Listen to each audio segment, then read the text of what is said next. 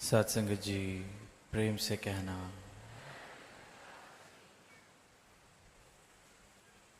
रोहतक की इस अनाज मंडी के इस स्थान पर आप सभी संत एकत्रित हुए हैं। एक सुंदर नज़ारा बना है जिसका भाग बनने का अवसर प्राप्त हो रहा है। आवाज़ दी जा रही है इंसान को, मानव को, कि मानव तो खुद को शरीर समझता है। तुझे लगता है कि तेरी पहचान, तेरा अस्तित्व, तेरा ये शरीर है, तेरा तन, तेरी उपलब्धियां, तेरी कीमत इससे है। एक शरीर के तल पर जो इंसान जीवन जी रहा है, उसे संतों ने आवाज देने का प्रयास किया कि जो जीवन शरीर के तलों पर जिया जा रहा है, एक प्रयास किया जाए गहराई में उतरने का, अपने मूल तक पहुंचने का। और फिर वही जो जिक्र हुआ कि जब सदगुरु माता जी यहाँ रोहतक में लगभग 7 वर्ष पहले जो संदेश कि ये शरीर के तल से रूह तक,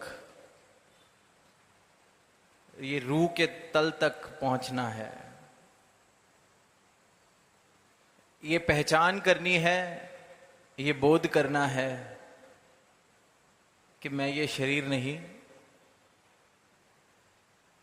बल्कि इस परमात्मा का अंश हूं जो इस शरीर में है। मेरी पहचान, मेरे जीवन की कीमत इस शरीर की उपलब्धियां नहीं है। इस जीवन की कीमत इस बात से है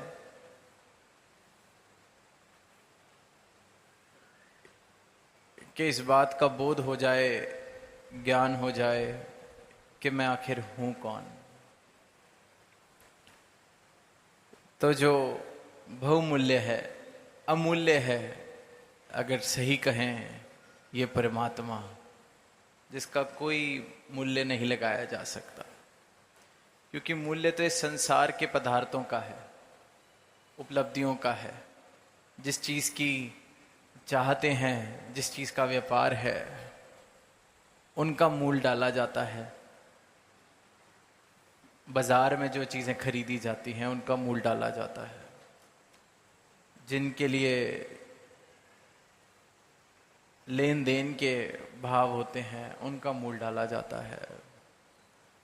जो हम डिग्रियां हासिल करते हैं, पद पदवियां हासिल करते हैं, इनका मूल डाला जाता है संसार के पदार्थों का। पर ये परमात्मा, ये सृजनहार, ये अमूल्य है, इसका मूल नहीं डाला जा सकता। तो ये जीवन भी, अगर इस जीवन की सही सही कीमत, इस जीवन की बाजी की सही कीमत लगानी है तो इस अमूल्य को प्राप्त करना। ऐसा ना हो कि ये भ्रम के कारण खुद को शरीर ही समझते रहे, इस शरीर के तल पर ही सारा जीवन जीते गए, और जो गहराई में उतरकर हीरे मोती चुने जा सकते थे, अमूल्य, उनसे वंचित रह गए। और इंसान वंचित रहता आया है। ये कोई नई आवाज नहीं दी जा रही, कोई पहली बार नहीं दी जा रही। जब से इंसान इस धरा पर है तब से ही संतों ने, महापुरुषों ने, गुरुओं ने ये आवाज दी है। और कमाल की बात यह है कि इंसान तब से ही वंचित रहता आ रहा है, तब से ही इस बात से चूकता आ रहा है। ये कोई नई चूक नहीं कर रहा इंसान कि कलयुग है इसलिए चूक गया। जरूर पुरातन समय में जिन चीजों को मूल्यवान समझा जाता था, संसार के जिन पदार्थों को, उनका रूप बदल गया है, विस्तार हो गया है, विकसित हो गए हैं वो रूप विज्ञान के कारण। जितनी तरक्की की गई है उसके कारण। पर चूक तो वही युगों युगों से इंसान कर रहा है, अपनी पहचान इस शरीर के साथ मानकर, इस शरीर के तल पर ही रहकर रूह तक नहीं पहुंच पा रहा। और रूह तक पहुंचने के लिए इस रूहान, इस परमात्मा, इस अविनाशी, इसके दर्शन बहुत जरूरी हैं। क्योंकि जब तक इस स्रोत के दर्शन ना हो जाएं, तब तक इस बात का बोध कैसे हो कि मैं इस स्रोत का अंश हूं, इस परमात्मा का अंश हूं। और इसीलिए फिर सदगुरु ये ब्रह्म ज्ञान की आवाज सारी मानवता को देते हैं। इसलिए संतों ने एक ही संदेश कहीं भी पढ़ लें, किसी भी वेद ग्रंथ में देख लें, भाषा हो सकता है स्थान के अनुसार हो, मिसालें हो सकता है समय के अनुसार हो, पर जो अटल सच्चाई है जिसका जिक्र किया जा रहा है, वो सदैव से एक ही है। क्योंकि सत्य एक है, सत्य बदला नहीं जा सकता। जो बदल जाए वो सत्य नहीं। बेशक कोई सच्चाई जो आज है 100 वर्ष बाद भी बदल जाए तो वो सत्य नहीं कहलाया जा सकता। सत्य सिर्फ और सिर्फ ये सत्ता है जो आदिकाल से एक रस है, एक जैसी है। आद सच जुगाद सच है भी सच, नानक होसी भी सच। एक जैसा, जैसा अभी है अनादिकाल से ऐसा। इसलिए इस परमात्मा को सत्य कहा गया है, इसलिए इस परमात्मा को एक रस कहा गया है। ऐसा नहीं कि मौसम के अनुसार परमात्मा का रस बदल जाता है। जो परमात्मा से जुड़ा है, जो इस परमात्मा में लीन है, फिर वो भी एक रस हो जाता है। परिस्थितियां जैसी भी हों, जुड़ाव इस परमात्मा से हो, जीवन का आधार ये परमात्मा हो, तो जो परिस्थितियों के असर हैं वो तो जैसे धूल आई धूल झड़ गई, पर अंदर से मूल एक जैसा। इसे संतों ने कहा है कि रूह के तल तक जीना, रूह तक। पर इंसान दूर होता जा रहा है इस तल से। पहले तो सिर्फ मानता था कि शरीर मेरा है, उपलब्धियां मेरी हैं, धन मेरा है। अब मानता है कि शरीर ही मैं हूं, उपलब्धियां ही मैं हूं। अज्ञानता और बढ़ती जा रही है, मिथ्या के साथ रिश्ता और गहन होता जा रहा है और मजबूत होता जा रहा है। जो सपना देखा जा रहा है उस पर और विश्वास होता जा रहा है। और यही निद्रा की अवस्था से जागृति की ओर ले जाने का कार्य संत करते हैं, महापुरुष करते हैं। गुरु से, सदगुरु से ब्रह्म ज्ञान प्राप्त करके इस सत्य की आवाज को देते चले जाते हैं। फिर जो इंसान ये अज्ञानता के कारण इस मिथ्ये को ही सब कुछ मान के बैठा है, इस स्वप्न को ही सत्य मान के बैठा है, उसको जागृति की आवाज दी जाती है, जगाने का प्रयास किया जाता है।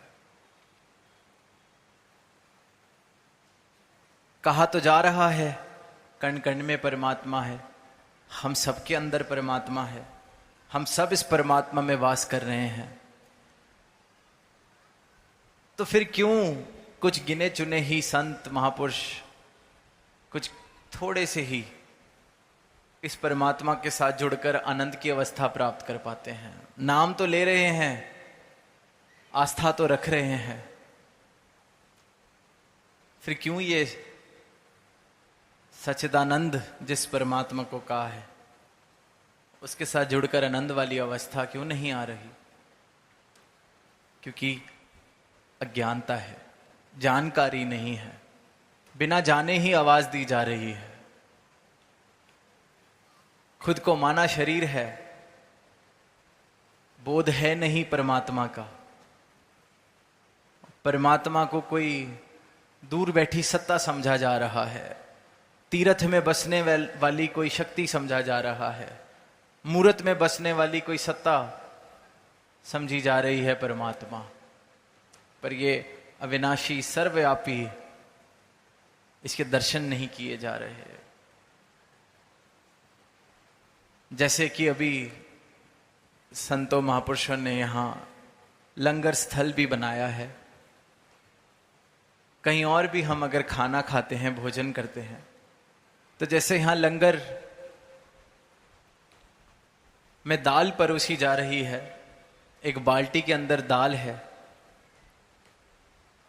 उस दाल की बाल्टी में एक कड़छी भी है जो सारे टाइम, पूरे के पूरे समय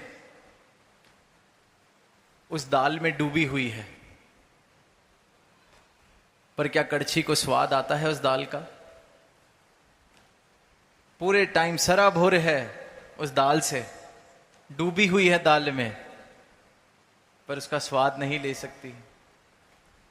वहीं लंगर में खीर हो, हलवा हो, उसकी बाल्टी भी हो, उसमें डूबी हुई कड़छी सारा टाइम, पूरे का पूरा समय, जब तक लंगर चल रहा है, जब तक भोजन परोसा जा रहा है,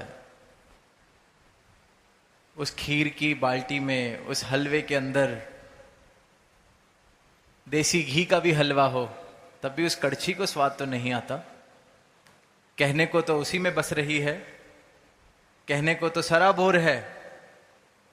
और ये जो जीवा है, एक बूंद उस दाल की पड़ जाए, एक चम्मच, उसी वक्त पता चल जाता है कि तड़का किस चीज का लगा है, स्वाद कैसा है, नमक तेज है या कम है, दाल स्वाद है कि नहीं है, दाल है कौन सी। एक चम्मच, एक बूंद सिर्फ जीवा पर पड़ने की देरी, एक बूंद सिर्फ उस खीर की जीवा पर पड़ने की देरी। मिठास कितनी है, दूध कितना काढ़ा था, एक बूंद से पता चल जाता है। और वहां वो कड़छी सराबोर है, डूबी हुई है, घंटों घंटों से डूबी हुई है, वो स्वाद नहीं ले सकती।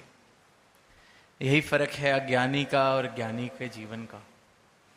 परमात्मा में दोनों हैं, वास कर रहे हैं, पर परमात्मा का आनंद, जिसके पास ये क्षमता, ये दर्शन, ये गुरु के ज्ञान चक्षु मिल गए, जिसको सदगुरु के द्वारा, वो दर्शन करता है, वो आनंद लेता है। उसकी अवस्था फिर वो जीवा वाली, जीवित हो गया। इस जीवन हारे को प्राप्त करने के बाद इंसान जीवित हो जाता है। जैसे वो कड़छी है, डूबी है, बेजान है, उसके पास वो क्षमता नहीं है स्वाद लेने की, इसलिए बेशक उस बाल्टी में है, उस दाल में डूबी है, उस खीर में डूबी है, पर स्वाद नहीं ले सकती, बेजान है, क्षमता नहीं है। और परमात्मा ने ये जीवा इस प्रकार बनाई है, जीवित है, क्षमता दी है स्वाद लेने की, एक चम्मच से ही पूरी बाल्टी का स्वाद पता चल जाता है। और इसी प्रकार जब ये परमात्मा, जिसे जीवन हारा कहा गया है, हर जीव का संचार ये परमात्मा कर रहा है, सारी सृष्टि का संचालन ये परमात्मा कर रहा है, जीवन हारा, जो इस जीवन हारे को प्राप्त करता है, इसके दर्शन करता है, वो सही मायनों में जीवित होता है।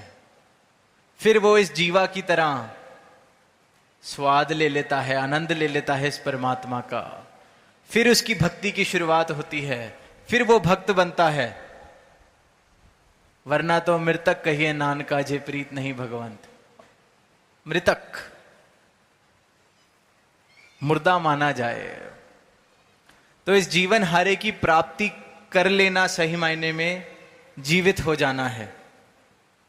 तब तक सांस लेना, शरीर का चलते फिरते रहना, ये तो संसार की परिभाषा है जीवित होने की, बायोलॉजी की परिभाषा है जीवित होने की। पर संतों ने, भक्तों ने, जिन्होंने सत्य को प्राप्त किया है, इस अविनाशी को प्राप्त किया है, जो रूह तक के तल पर गए हैं, उन्होंने कहा है कि सही मायनों में जीवित होना तो तब है जब इस जीवन हारे की प्राप्ति हो जाए। इस जीवन हारे को इस प्रकार प्राप्त किया जाए कि फिर जन्म और मरण से मैं मुक्त हो जाऊं, आने और जाने वाले इस चक्र से मैं मुक्त हो जाऊं, संसार चक्र से मैं मुक्त हो जाऊं, तो जीवित। ये बायोलॉजी की, विज्ञान की परिभाषा नहीं कि सांसें चल रही हैं तो जीवित। इस जीवन हारे को प्राप्त कर लिया तो जीवित। फिर वो संदेश देते हैं, जैसे कबीर दास जी ने कहा, मैं ना मरबू मरीबो संसारा, अब मोहे मिले जीवन हारा। ये जीवन हारा प्राप्त हुआ है तो मुझे ये जीवन मिला है, ये जीवन जो अमर है, अमृत प्राप्त हो गया है जीवन हारे से मुझे। मैं नहीं मरने वाला, ये संसार मरेगा, ये शरीर, 5 तत्व का बना हुआ शरीर मरेगा, संसार की ही अभिव्यक्ति है ये। पर मैं नहीं मरूंगा, क्योंकि अब जीवन हारा मिल गया है, स्रोत मिल गया है मुझे मेरा, पहचान मिल गई है मुझे मेरी। अब स्वाद आने लगा है इस परमात्मा का, क्योंकि जीवित हो गया हूं। क्षमता तो हमेशा से थी, हर एक इंसान में ये संभावना है, ये क्षमता है कि इस प्रभु को, इस जीवन हारे को प्राप्त कर सके, इसके दर्शन कर सके। हर एक इंसान को, जब तक ये श्वासें चल रही हैं, ये जीवन जीते जीते इस जीवन हारे को प्राप्त किया जा सकता है। अनाज मंडी में बैठे हैं तो ये जो बीज हैं, इन बीजों को बो दिया जाए तो दोबारा खेती की जा सकती है। हर बीज में जीवन छुपा है, पर बीज अगर सड़ जाए तो फिर उपज नहीं हो सकती। इसी प्रकार जैसे हर बीज उपज करने की संभावना, क्षमता रखता है, हर एक इंसान भी इस रूहान को, इस परमात्मा को प्राप्त करने की संभावना रखता है, परमात्मा होने की संभावना रखता है।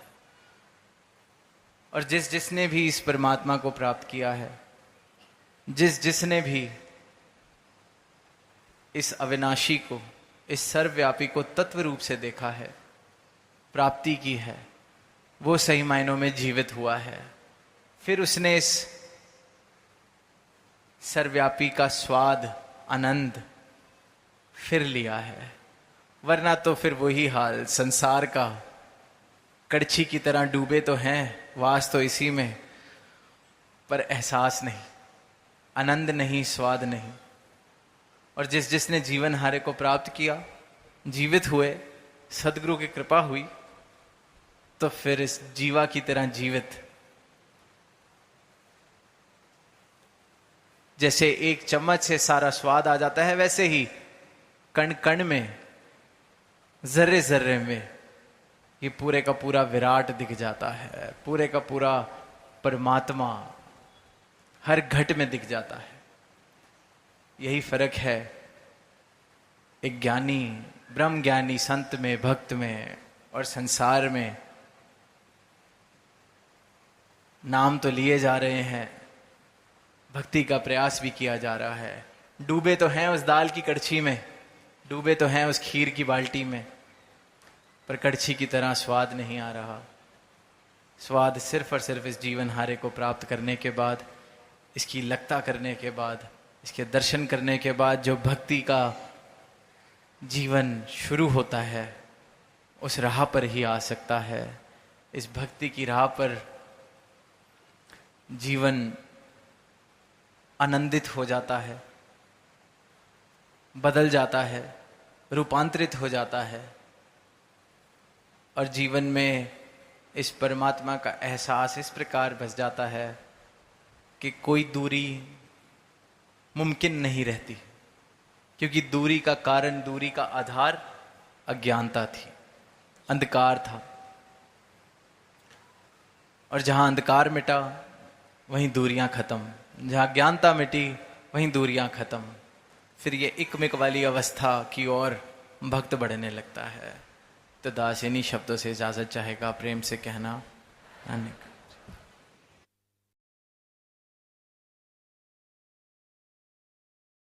जी प्रेम से कहना।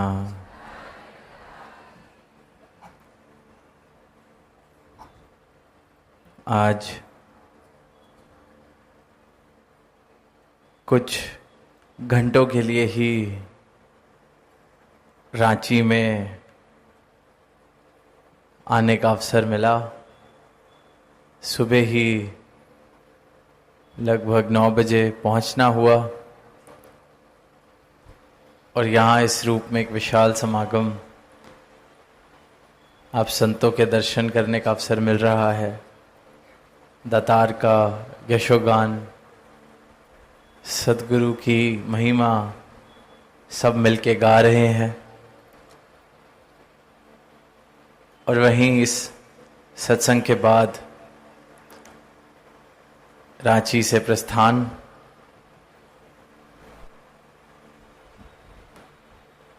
तो समा चाहे घड़ी के हिसाब से देखा जाए तो बहुत कम, पर उस समय में जो उद्देश्य है कि सत्संग की ये घड़ियां मिल जाएं, संतों के दर्शन हो जाएं, संतों के साथ एकत्रित होकर इस दातार का यशोगान किया जाए, इस मानव मात्र को ये संदेश दिया जाए कि एक पिता कस के हम बालक, कि हम इस एक परमात्मा की रचना है, कोई भेद नहीं, कोई फर्क नहीं, सब एक। तो चाहे समा घड़ी के मुताबिक अगर देखा जाए तो चंद घंटे, पर जहां ये सत्संग हिस्से आ गया तो लगता है कि उद्देश्य पूरा हुआ, काम पूरा हुआ। और यही संदेश संत आज दे रहे थे कि जीवन जो है, मानव जीवन जो मिला है, बहुत भागों से मिला है। इतनी आसानी से ये जन्म हासिल नहीं होता। 84 लाख योनियों के बाद मानव शरीर मिलता है। और क्यों खास है? क्योंकि इस मानव जन्म में इस परमात्मा की प्राप्ति की जा सकती है, इसका बोध किया जा सकता है। ये जो आने जाने शरीर बदल बदल कर, जैसे कि भगवत गीता में भी वो मिसाल कि जैसे हम वस्त्र बदलते हैं, आज जो कपड़े पहने हैं कल दूसरे कपड़े पहन लेते हैं, जैसे शरीर वस्त्र बदलता है उसी प्रकार यह आत्मा शरीर बदलती बदलती इसने ये मानव तन को प्राप्त किया है, धारण किया है। और इस मानव तन को सर्वोत्तम रचना कहा गया है परमात्मा की, क्योंकि इस मानव तन में रहते रहते इस परमात्मा को प्राप्त किया जा सकता है, इसके दर्शन किए जा सकते हैं। पर यह आत्मा जो इतने शरीर बदल चुकी है, इतनी बार शरीर धारण करके फिर शरीर को छोड़ के फिर नया शरीर धारण करती है, तो इस चक्र में घूम घूम कर, इस चक्र में आ आकर यह आत्मा ही खुद को शरीर मानने लगती है। अपने आप से ही दूर, अपने अस्तित्व से ही अपरिचित यह आत्मा हो जाती है। और इस आत्मा को इसका परिचय सद्गुरु का ब्रह्म ज्ञान कराता है। और जिस जिस मानव ने अपने अस्तित्व को देखा, इस परमात्मा को प्राप्त किया, फिर उस संत ने आवाज दी है कि आओ इस परमात्मा के दर्शन कर लो। दर्शन करे जा सकते हैं। मीराबाई का जिक्र सुना, उन्होंने गा गा कर आवाज दी। और भी संतों का जिक्र सुनते हैं, सबने यही आवाज दी कि परमात्मा को पाया जा सकता है, देखा जा सकता है। भक्ति मुकम्मल ही तब है जब इस प्रभु को पहले प्राप्त करें, इसके दर्शन करें। सद्गुरु की कृपा से इस भगवान, जिसे हम भगवान कहते हैं, इसकी लगता करी जाए, इसको देखा जाए, फिर तो इससे प्रेम हो। क्योंकि भक्ति तो अवस्था ही एक प्रेम की है, संपूर्ण प्रेम। जहां प्रेम के सिवा कुछ नहीं, वो भक्ति की अवस्था। और इस परमात्मा से संपूर्ण प्रेम करने के लिए इस परमात्मा को देखना जरूरी है, इसका राज जानना जरूरी है। राम का नाम हम ले रहे हैं, कोई राम बुला रहा है, कोई अल्लाह बुला रहा है, कोई गॉड बुला रहा है, कोई किसी और नाम से संबोधित कर रहा है। पर जानना जरूरी है, देखना जरूरी है, बोध होना जरूरी है। क्योंकि जब तक बोध नहीं है, जब तक जानकारी नहीं है, जब तक पहचान नहीं है, तो इस एक सत्ता के अनेक जो हमने रूप अपनी भ्रमों के अनुसार, अपनी मान्यताओं के अनुसार बनाए हुए हैं, उसी कारण फिर दीवारें बनती हैं, उसी कारण फिर मानव मानव से दूर हो रहा है। राम बोलने वाला खुद को सही मान के अल्लाह बोलने वाले से दूर हो रहा है, अल्लाह बोलने वाला राम बोलने वाले से दूर हो रहा है, कोई गॉड बोलने वाले से दूर हो रहा है। सबको लग रहा है कि अलग हैं, इनका भगवान अलग, इनका परमात्मा अलग, इनसे हमारा क्या मेल। फिर इसी नाम से इस एक परमात्मा की जानकारी नहीं है, इसके दर्शन नहीं है, इसका बोध नहीं है। इसलिए फिर ये अज्ञानता के कारण ये भ्रम, ये दीवारें। लगता है कि मेरे परमात्मा में नहीं मानता तो कहीं मेरी आस्था को ठेस ना पहुंचा दे, इसलिए वैर हो जाता है। ये अल्लाह में नहीं मानता तो कहीं मेरे धर्म का तिरस्कार ना कर दे, अज्ञानता। क्योंकि दीवारें खड़ी कर दी हैं, अपने आप को एक दूसरे से अलग मान लिया है, तो लगता है कि जो मुझसे अलग है वो मेरा नुकसान ही ना कर दे, वो ठेस ना पहुंचा दे। इसलिए फिर वो दीवारें और पक्की होती चली जाती हैं। पर गौर से देखें तो ये जो दीवारें हैं, इनका आधार सिर्फ और सिर्फ अज्ञानता है। मैं अल्लाह बुला रहा हूं, वो राम बुला रहा है, वो गॉड बुला रहा है, बस बुला रहा है। देख तीनों में से कोई नहीं रहा, जान तीनों में से कोई नहीं रहा। जिसने जाना है फिर उसने यही कहा है, काशी काबा एक है, एक है राम रहीम, मैदा एक पकवान बहुत, बैठ कबीरा जीम। एक ही मैदा है, कितने ही पकवान बना लिए जाएं, कितने ही पकवान बना लिए जाएं। कोई उस मैदे से कोई मीठा पकवान बना ले, कोई उसी मैदे से रोटी बना ले, कोई उसी मैदे से कुछ और बना ले। मैदा एक, पकवान बहुत।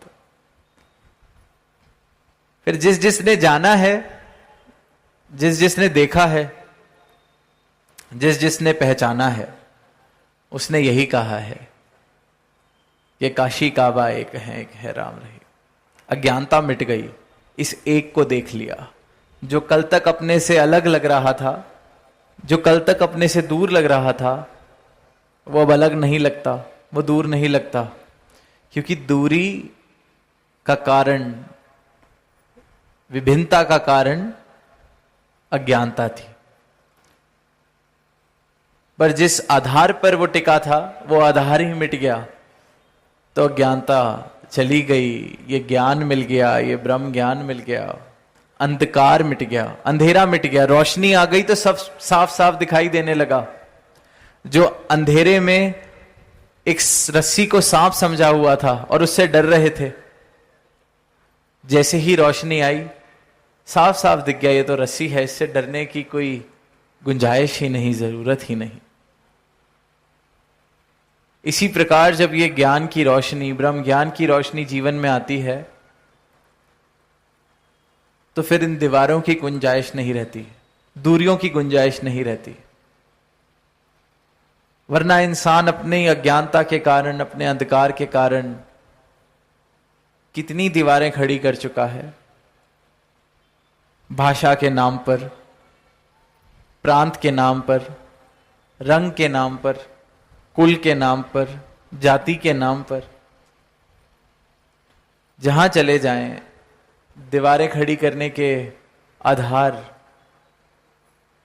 किसी भी आधार पर दीवार बना ली जाती है कि वो नीची जाति का, ये ऊंची जाति का। पर जाति तो सबकी एक,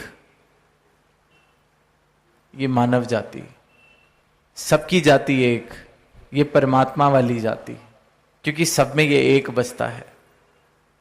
अगर कोई जात है तो ये एक जात है, मानवता वाली।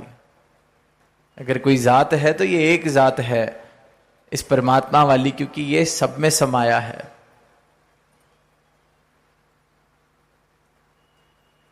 एक एक जीव, एक एक जो इस परमात्मा की रचना है, सब में ये सृजनहार समाया है। राम का नाम लेना काफी नहीं है, राम के दर्शन करना। और ये सिर्फ कह देना नहीं कि राम तो हर जगह बसता है, परमात्मा हर जगह बसता है। ये तो सब कह देते हैं, सारी दुनिया कह रही है। जो भी परमात्मा का नाम जपता है उससे पूछा जाए परमात्मा कहाँ है, परमात्मा तो सब जगह है। अगर परमात्मा सब जगह है, सबके अंदर है, तो फिर मैं सबसे प्रेम क्यों नहीं कर पाता? फिर मैं नफरत किस प्रकार कर लेता हूं? अगर मुझ में भी राम समाया है, सामने वाले में भी राम समाया है, फिर मैं उसको नीची जाति वाला कैसे कह देता हूं? फिर तो दोनों की जाति ये राम वाली जाति हुई। तो कहने की बात कहने तक ही रह जाती है। कहने सुनने से ही कोई बात पूरी होनी थी तो सबकी हो जाती। आंख बंद करके भी जो जी रहे हैं पर कह बहुत कुछ रहे हैं, बात तो उनकी भी पूरी हो जाती। पर जीवन वो है जहां ये बोध हो जाए, जहां ये अनुभव हो जाए, जहां वाकई ही घट घट में राम दिखे, घट घट में ये परमात्मा दिखे। जिस परमात्मा की रचना मैं हूं, उसी परमात्मा की रचना सारी मानवता है, ये बोध हो, फिर स्वभाव में प्रेम आता है। फिर प्रेम स्वाभाविक हो जाता है। फिर जो आज गीत सुन रहे थे संतों के द्वारा कि सबका भला हो, सब जगह सुख बरसे, सबके भले की कामना मन में आ जाती है। वरना इंसान की हालत देखें, इंसान को सारे सुख भी मिल जाते हैं तब भी इंसान खुश नहीं हो पाता। संसार के सुख भी मिल जाएं तब भी इंसान खुश नहीं हो पाता, आनंद में नहीं आ पाता। अपने सुख से भी सुखी नहीं हो पाता इंसान। और यहां संत हैं जो गीत गा रहे हैं कि सबका भला हो, सबको सुख मिले, सबके सुख में ही हमारा सुख है। सामने वाले को खुश देखते हैं तो हमें खुशी होती है। कितनी विपरीत अवस्था है। संसार में आज इंसान अपनी खुशी से खुश नहीं हो पा रहा। चंद घड़ियां, चंद दिन, अपने सुख से सुख ही नहीं है जो इंसान। और वहां संत की अवस्था कि सबका भला करो भगवान, सबका हो कल्याण। किसी को खुश देखता है, किसी को कुछ हासिल करते देखता है, संत खुश है क्योंकि सब में खुद को देख रहा है, खुद में सबको देख रहा है। ये अवस्था, मैं वाले भाव खत्म हो गए, दीवारों वाले भाव खत्म हो गए। सबको एक करके जान रहा है, सबको एक करके देख रहा है। और कल्याण भी फिर जब संत मांगता है वो यही मांगता है कि जैसे मेरा कल्याण हुआ है, मेरे जीवन से जैसे इस अंधकार का विनाश हुआ है, अज्ञानता का विनाश हुआ है, वैसे ही सबका हो कल्याण। सबको ये नजर मिले, सबके जीवन में आप बसें, परमात्मा आए। ये जो ज्ञान चक्षु मुझे मिले हैं, अंधकार मिट गया, वैसे ही अंधकार मिट जाए। ये जो रस्सी से डर रहे हैं सब सांप समझ के, सबके जीवन में रोशनी आए कि रस्सी को रस्सी की तरह देख सकें। क्यों बेकार के वैर हैं, क्यों बेकार की नफरतें हैं, किस बात की जात है, किस बात के रंग नस्ल के फर्क हैं। इंसान को ये मौका मिला है प्रेम से जीने का, भाईचारे से जीने का। क्यों इस अवसर को गवाया जा रहा है, क्यों विरोध वाली भावना को पनपने दिया जा रहा है, क्यों मैं मेरी की मार है। संत यही सवाल पूछ रहे हैं, यही आवाज दे रहे हैं कि जाग कर जीवन जिया जाए, अंधकार में नहीं, जाग कर जिया जाए। और जिस जिसने भी जाग कर जीवन जिया है, आंखें खोल कर जीवन जिया है, उसने यही आवाज दी है कि ये जो फर्क हैं, ये जो दूरियां हैं, इनका एक ही कारण है, अंधकार। अंधकार मिट जाए। एक ही कारण है कि इंसान सोया हुआ है, निद्रा की अवस्था में है। ये निद्रा टूट जाए, आंखें खुल जाएं।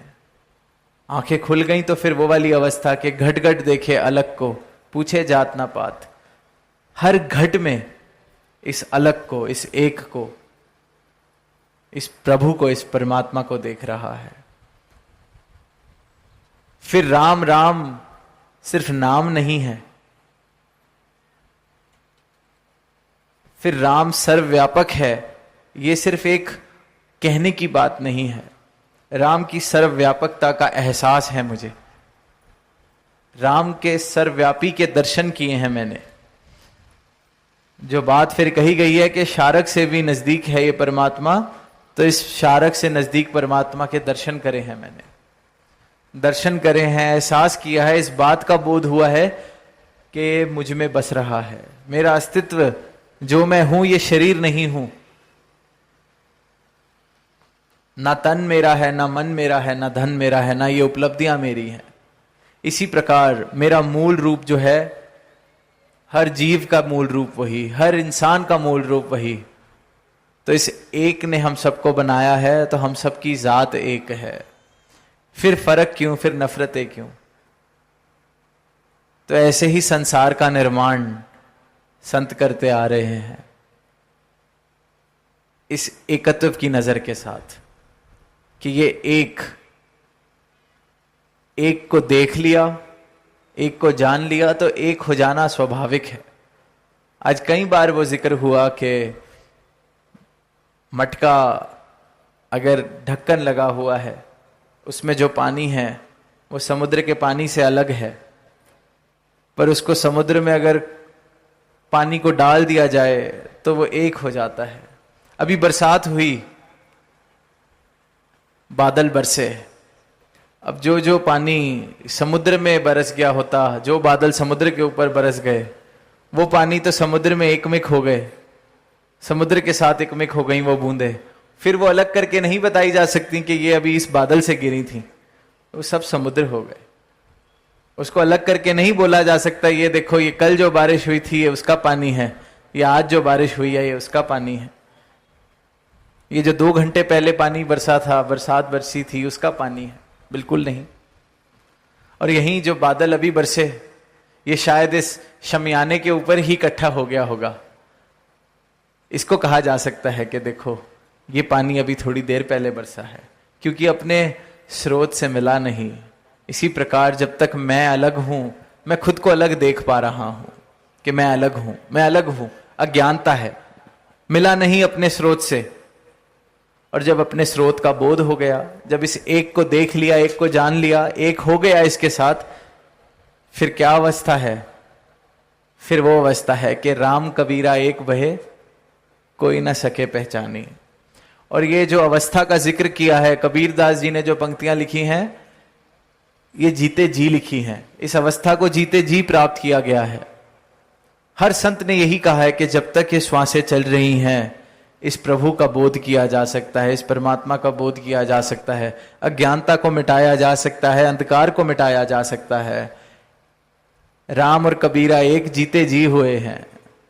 इसलिए कहा गया है कि बड़े भाग मानस तन पाया, क्योंकि ये बड़े भागों से मिला है और इसमें ही ये भाग्यशाली काम किया जा सकता है जिसमें इस परमात्मा के साथ इंसान एकमिक हो सकता है। जब तक ये श्वासें चल रही हैं और इन श्वासों का लाभ नहीं उठाया, इनके चलते चलते इस बोध को हासिल नहीं किया, तो बहुत बड़ी बाजी हार जाता है इंसान। जिस उद्देश्य के लिए आए वो ही काम रह गया, बाकी सारे काम हो गए। जीते जी तो समझ नहीं आता, क्योंकि अज्ञानता है। जैसे दास ने कहा कि निद्रा वाली अवस्था में जीवन जिया जा रहा है, सपने को सच मानकर जीवन जिया जा रहा है।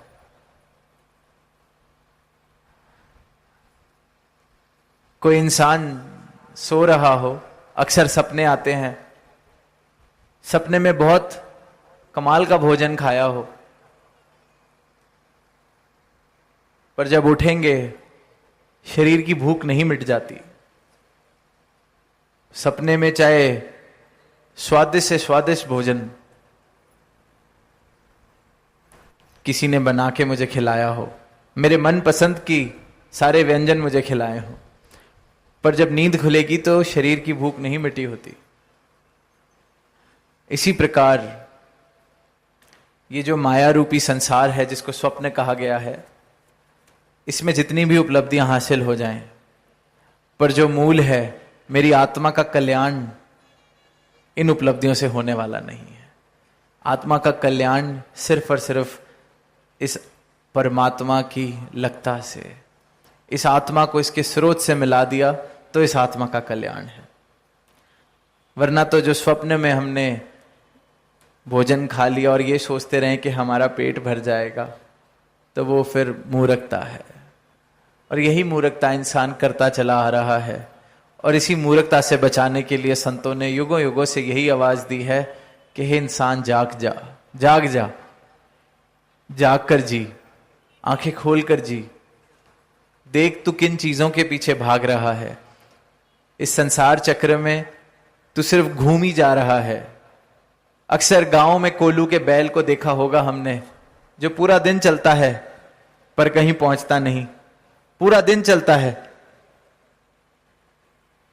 सुबह से शाम तक चलता है, और जब रात रुकने का समय आता है तो वहीं का वहीं। इसी प्रकार इंसान भी संसार चक्र में चलता जा रहा है, सुबह से शाम चल रहा है, साल बीत जाते हैं, दशक बीत जाते हैं, पर इंसान जब रुक के देखता है कि पहुंचे का।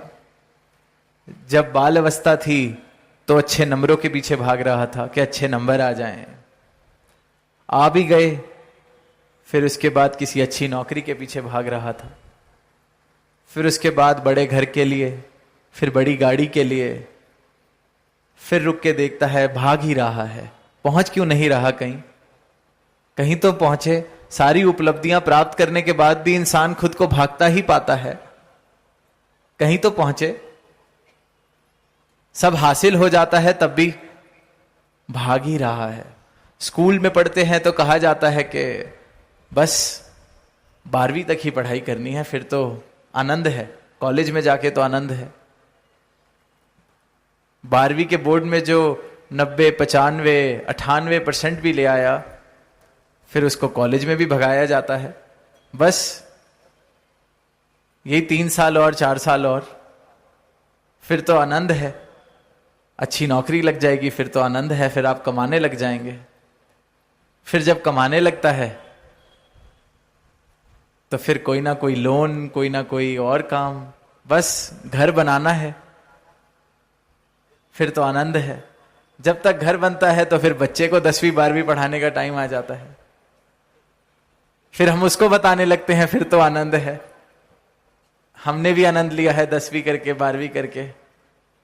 इंसान दौड़ रहा है, जो आनंद खुद को नहीं मिला अपने बच्चों को भी आगे दावा दे रहा है कि बस तू भी 10वीं 12वीं पढ़ ले, कॉलेज पढ़ ले, नौकरी लगा ले, घर बना ले, तुझे भी आनंद मिलेगा। अब जब खुद रुक के पहुंचे, इंसान सोचे 55 साल से 60 साल से मैं भी भाग रहा हूं, मुझे कौन सा आनंद मिला है जो मैंने अपने बच्चे को वादा कर दिया या आश्वासन दे दिया कि 12वीं पास कर ले तुझे आनंद मिलेगा। कोल्हू के बैल जैसी अवस्था है इंसान की, चले ही जा रहा है, चले ही जा रहा है, चले ही जा रहा है, पहुंच कहीं नहीं रहा। पहुंचता सिर्फ और सिर्फ वो है जो असली मंजिल को प्राप्त कर ले, क्योंकि वही एक मंजिल है जहां ठहराव है, जहां संसार में चलते चलते भी ठहराव है, जहां संसार की सारी उपलब्धियां करते हुए भी प्राप्त ठहराव है, जहां 10वीं 12वीं कॉलेज, नौकरी, घर, सारी जिम्मेवारियां पूरी करते हुए भी ठहराव है। क्योंकि अंतर मन में ये एक रस, ये सहज अवस्था मिल गई है इस परमात्मा को प्राप्त करके। क्योंकि मुझे अपना बोध हो गया, इस जीवन की भाग दौड़, ये खेल समझ आ गया, ये खेल है, ये सब कुछ नहीं। इस खेल का आनंद भी लेना है पर सत्य के साथ जुड़कर, और पहुंचना, मंजिल पर पहुंचना तभी मुमकिन है जब जीवन में सत्य आ जाए, हर पल में सत्य आ जाए, हर श्वास में सत्य बस जाए या अविनाशी बस जाए। फिर वो जो भाग दौड़ है, उस भाग दौड़ में भी आनंद है। फिर ये धोखा नहीं इंसान खुद को देता कि ये पड़ाव पार करने के बाद आनंद आएगा, 12वीं के बाद आनंद आएगा, कॉलेज के बाद आनंद आएगा, स्कूल के बाद आनंद आएगा, घर बनाने के बाद आनंद आएगा। नहीं, फिर आनंद साथ चल रहा है। फिर किसी पड़ाव को पार करने का आश्वासन नहीं या उम्मीद नहीं आनंद आएगा, आनंद साथ है। इसी प्रकार जो मुक्ति की बात की जाती है वो जीते जी इसी पल में है। ऐसे नहीं कि बस इतने काम कर लिए जाएं, इतनी सेवा कर ली जाए, इतना दान कर लिया जाए, इतनी यात्राएं कर ली जाएं तो मुक्ति मिलेगी जब शरीर छूटेगा। बिल्कुल नहीं। वो तो फिर वही वाली बात है कि 12वीं के बाद आनंद, कॉलेज के बाद आनंद, इसके बाद मुक्ति, उसके बाद मुक्ति। सत्य वो जो इस क्षण में मुक्ति। राजा जनक ने जब ज्ञान मांगा तो उसको यही कहा गया कि घोड़े पर जब तक आप बैठेंगे इस परमात्मा को प्राप्त कर सकते हैं, इसी क्षण में इस मंजिल को प्राप्त कर सकते हैं, इस सत्ता को प्राप्त कर सकते हैं। तो ये जो मुक्ति है, ये जो अवस्था है, ये सत्य है, ये हर पल में मेरे साथ है, हर पल में मंजिल में हूं। फिर वो कोल्हू के बैल वाली अवस्था नहीं, पहुंचा देते हैं सदगुरु, एक क्षण में पहुंचा देते हैं जहां पहुंचना है, आत्मा का कल्याण कर देते हैं। तो फिर मुबारक हो जाता है चलना, क्योंकि वो चलना मंजिल पर पहुंच कर है। फिर ये नहीं कि हाँ ये यात्रा करके कहीं पहुंचा जाए। इस दातार को प्राप्त करके इंसान उसी क्षण में सहज अवस्था प्राप्त करता है, सत्य को प्राप्त करता है। बूंद सागर में मिलके सागर हो जाती है, और सागर में मिलके सागर हो जाना ही उस बूंद के लिए मुक्ति है। इसी प्रकार जीते जी इस ब्रह्म को प्राप्त कर लिया जाए, इस ब्रह्म के साथ एकमिक हो जाएं, ताकि फिर हमारी अवस्था भी कि राम कबीरा एक बहे कोई ना सके पहचानी, ऐसी अवस्था सबके हिस्से आए। सत्य सबके हिस्से आए, भक्ति सबके हिस्से आए।